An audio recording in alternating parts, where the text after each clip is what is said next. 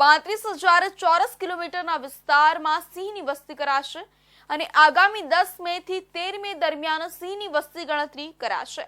ત્યારે વન વિભાગ અને વિવિધ એનજીઓના કુલ 3000 થી વધુ કર્મીઓ જોડાશે। આ વસ્તી ગણતરીમાં એઆઈ સહિતની હાઈટેક ટેકનોલોજીનો ઉપયોગ કરવામાં પણ આવશે।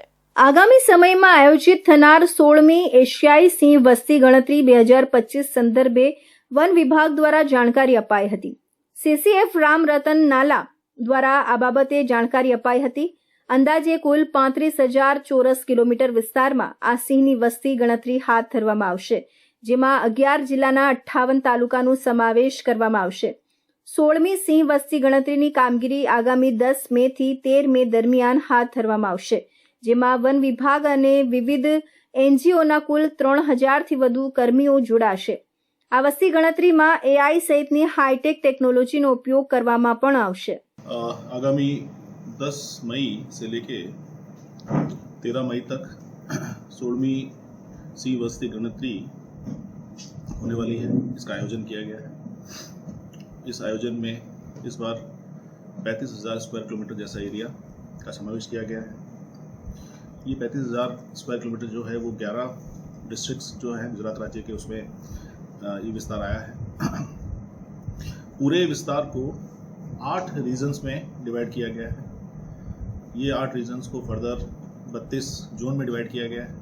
32 जोन्स को 112 सब जोन्स में डिवाइड किया गया है और 112 सब जोन्स को 735 सैम्पलिंग यूनिट्स में इसका विभाजन किया गया है। जो सैम्पलिंग यूनिट्स है वो बिटगार्ड और फॉरेस्टर रैंक के जो हमारे अधिकारी हैं वो उसकी गिनती करेंगे सैम्पलिंग यूनिट में। उनके ऊपर जो सब जोन है, सब जोन में आरएफओ एसीएफ रैंक के ऑफिसर्स रहेंगे। जोन्स जो हैं, जोन्स में हमारे नायब वन संरक्षक श्री यानी डीएफओस और जो सीनियर एसीएफ हैं उनको रखा गया है और जो रीजन्स हैं वो सीएफ और सीसीएफ रैंक के अधिकारी इसको हेड करेंगे। जो ये गणतरी है ये बीट वेरिफिकेशन मॉडल पे की जा रही है और इसमें 15 फॉरेस्ट डिविजन्स जो कि इस 11 डिस्ट्रिक्ट में कार्यरत हैं, 15 फॉरेस्ट डिविजन्स में इसकी गणतरी की जाएगी। सर, इसमें फॉरेस्ट के कितने कर्मचारी हैं जिसका फिजिकली यूज पूरे सेंसस में होगा? पूरे सेंसस में तकरीबन फॉरेस्ट ऑफिसर्स, ऑब्जर्वर्स, वॉलंटियर्स सब मिला के 3,000 से ज़्यादा लोग इसमें पार्टिसिपेट करने वाले हैं। सर, किस तरह की लेटेस्ट टेक्नोलॉजी है जो पिछले साल नहीं की थी, इस साल हम एडॉप्ट करने जा रहे हैं? अब आपको पता है शासन में एक हाईटेक मॉनिटरिंग सिस्टम खड़ा किया गया है। ये हाईटेक मॉनिटरिंग सिस्टम जो है वो सतत 24 आवर लाइंस की मूवमेंट पे नज़र रखता है। इसके तहत रेडियो कॉलर्स यूज़ किए जाएंगे, इसमें कैमरा ट्रैप्स यूज़ किए जाएंगे, इसमें HD फोटोग्राफी के लिए डिजिटल कैमरास का उपयोग किया जाएगा। इस तरीके से काफ़ी मॉडर्न टूल्स का इसमें इस बार सेंसस में उपयोग किया जा रहा है। सर, 2020 में जब पुनः अवलोकन हुआ था उसमें शेरों की आबादी 20% से लेकर 24-25% तक पिछले 5 साल के मुकाबले बढ़ के आई थी। तो इस साल फॉरेस्ट डिपार्टमेंट ने कुछ प्रेडिक्शन लगाया होगा कि भाई 20-25 कितना % तक बढ़ने की शक्यताएं हैं? ये पूनम जो हमारी फाइनल गणतरी होगी उसके बाद इसका डेटा जब बाहर आएगा तब इसके बारे में हम लोग डिटेल में बात करेंगे। अभी संपूर्ण रीते हम तैयारी में हैं अभी इसमें, और हमारा विस्तार भी लास्ट गणतरी जो 30,000 स्क्वायर किलोमीटर था उससे बढ़कर इस बार 35,000 स्क्वायर किलोमीटर जैसा हो गया है।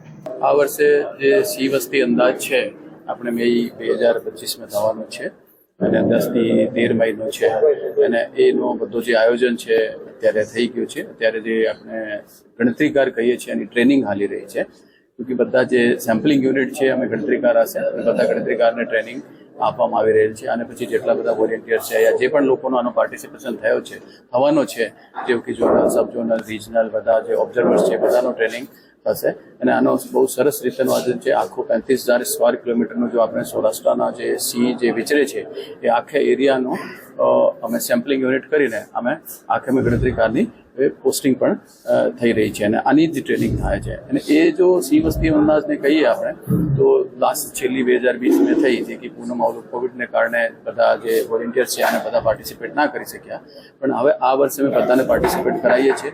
બહુ સારી રીતનું એક આયોજન થઈ રહ્યું છે અને બહુ ખુશીની વાત છે આખરે સૌરાષ્ટ્રમાં આપણે જેટલો જે ગુજરાત રાજ્યમાં કન્ઝર્વેશનની કામગીરી કરી રહ્યા છે અને આખી દુનિયાની પણ આને ઉપર નજર હોય કે છેલ્લા 5 વર્ષમાં શું ગ્રોથ થયો, કેવી રીતેનો થઈ રહ્યો છે અને એ આપણો એક કન્ઝર્વેશનનો સક્સેસ પણ દેખાય છે કે કેવી આપણે એટલી 5 વર્ષની જે કામગીરી થઈ છે આમાં કેટલો સક્સેસ રેટ આગળ થયો છે.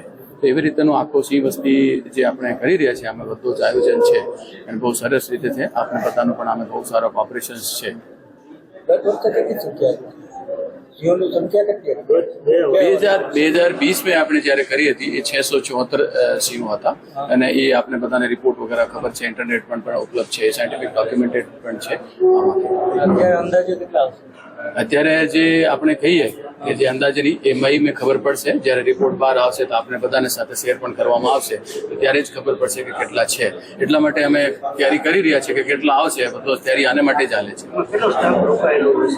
સ્ટાફ ટોટલ જે આપણે કહીએ કે ગણતરીકારથી લઈને ઉપર સુધીના બધાનો જે હ્યુમન રિસોર્સ અમે આ ગણતરીમાં થવાનો છે એ 3000 જેવા છે, જેમાં આપણે ગણતરીકાર આવી ગયા, સબ ઝોનલ આવી ગયા, રિજનલ આવી ગયા, ઓબ્ઝર્વર્સ આવી ગયા, બાકી સપોર્ટિંગ સ્ટાફ છે, એસિસ્ટન્ટ ઇનોવેટર્સ છે, વોલેન્ટિયર્સ છે, એ બધા જ સ્ટાફ છે, તમામ પ્રકારના જે હ્યુમન રિસોર્સ લાગવાના છે લગભગ 3000 જેવા જો હ્યુમન રિસોર્સ છે એનું પાર્ટિસિપેશન.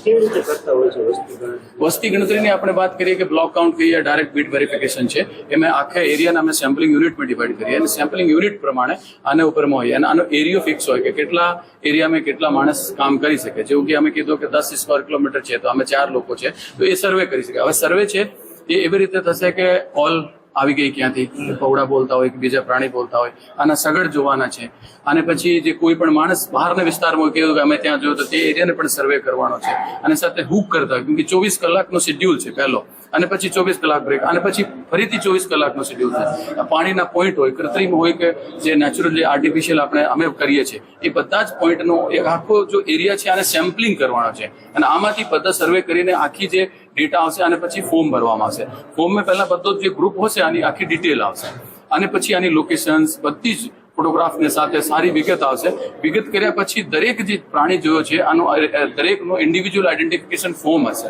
એ ફોર્મની અંદર બધી વિગત છે કે જોયો તમે તો આમાં કાન કેવા હતા, આ કાન પે શું હતો, કેસવાળી છે તો નર છે તો કેસવાળી કેવી હતી, તેલ જોઈ, બોડી પે કોઈ માર્ક્સ જોયો, બધી જ પ્રકારનું ઇન્ડિવિજ્યુઅલ આઈડેન્ટિફિકેશન જેનો ઓળખ થઈ ગયો છે એ બધો જ ડિટેલ આમાં છે. વર્ણ ઓળખાયેલા છે તો એ એમાં છે, બચ્ચા હશે તો બચ્ચામાં નોંધવામાં આવશે અને જે પુખ્ત છે તો પુખ્તમાં નોંધવામાં આવશે અને પછી બધો ડેટા કમ્પાઇલ થશે. કમ્પાઇલ થઈને અને પછી સબ ઝોન, રિજન અને આને પછી ડેટાને ભેગા કરીને જોવામાં આવશે કે કોઈ ડુપ્લિકેશન તો નથી થયો ક્યાંથી ક્યાં અને આને પછી આપણે જીઆઈએસ મોડેલમાં નાખીએ અને અમે ડેટાને કમ્પેર કરીએ જીપીએસ લોકેશન તો આપણે ખબર પડી જાય કે એ તે જ ગ્રુપ છે અને ઇન્ડિવિજ્યુઅલ આઈડેન્ટિફિકેશન ફોર્મથી પણ ખબર પડી જાય કે તે જ ગ્રુપ છે.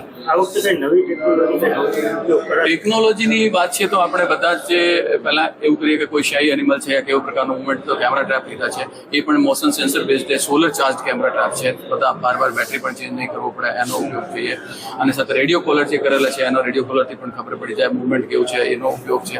જીઆઈએસનો આખો સિસ્ટમ છે કે ડેટા એનાલિસિસ બધો લેન્ડ યુઝ લેન્ડ કવરથી પણ થશે તો એ જે ડેટા છે લેન્ડ યુઝ લેન્ડ કવરના જીઆઈએસનો છે એ પણ ટેકનોલોજીનો ઉપયોગ છે અને સાથે સાથે ડિજિટલ કેમેરા છે. કેમેરા પણ ઘણા બધા એડવાન્સ થઈ ગયા છે.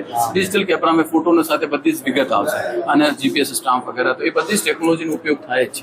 સાહેબ એની આવશ્યક હતી. મહત્વનું છે કે દર 5 વર્ષે સિંહની વસ્તી ગણતરી હાથ ધરવામાં આવે છે, પરંતુ પાછલી વસ્તી ગણતરી દરમિયાન કોરોના કાળના કારણે વિવિધ એનજીઓનો સહયોગ લેવાનું ટાળવામાં આવ્યું હતું અને ફક્ત વન વિભાગ